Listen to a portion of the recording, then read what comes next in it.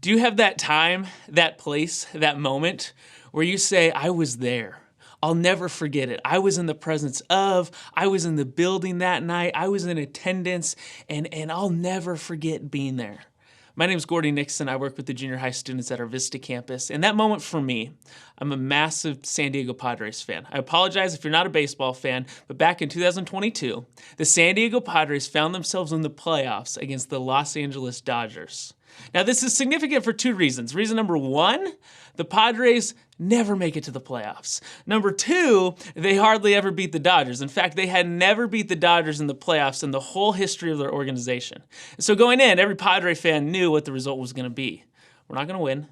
We're going to get blown out. It's going to be awful, but hey, we made it to the playoffs.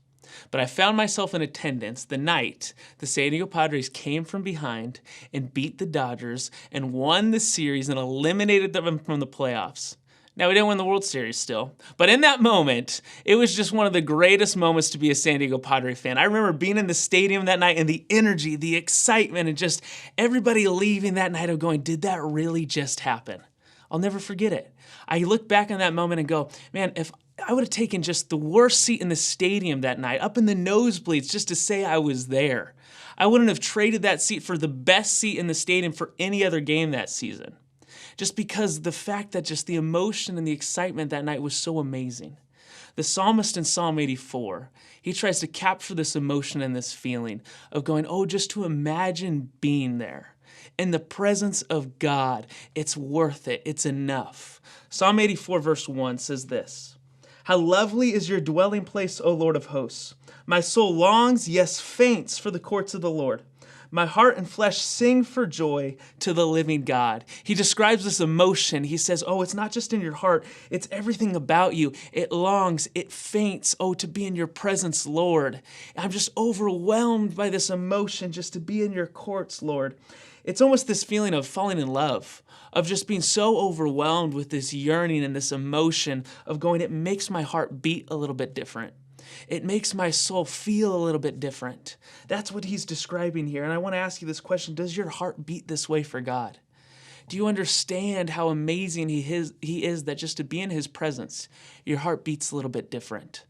He continues on and he says, oh, if this isn't a big enough picture for you, let me tell you more. Verse 10, for a day in your courts is better than 1,000 elsewhere. I would rather be a doorkeeper in the house of my God than dwell in the tents of wickedness. For the Lord God is sun and shield. To the Lord bestows favor and honor. No good thing does he withhold. He says just one day in your courts is better than 1,000 elsewhere. Oh, just to be the doorkeeper in your house is better than to be in the seats of luxury and the tents of the wicked. He says, oh, just to make it inside is enough. Just to spend one day in your presence, Lord, that's enough. Because he's your son, he's your shield, he bestows favor and honor. No good thing does he withhold from those who love him. Oh, Daily Dosers, I hope we understand and we're encouraged by this. If we follow such a good God, that even the worst that he has to offer is so much greater than anything this world has to offer us.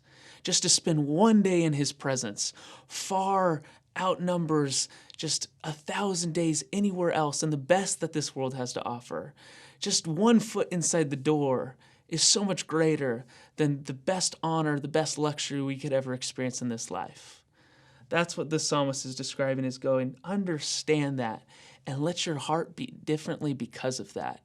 Know what his presence offers you, both here in this world and also in eternity, and yearn for it, long for it, be excited for that. I hope that brings you encouragement today. We'll see you next time.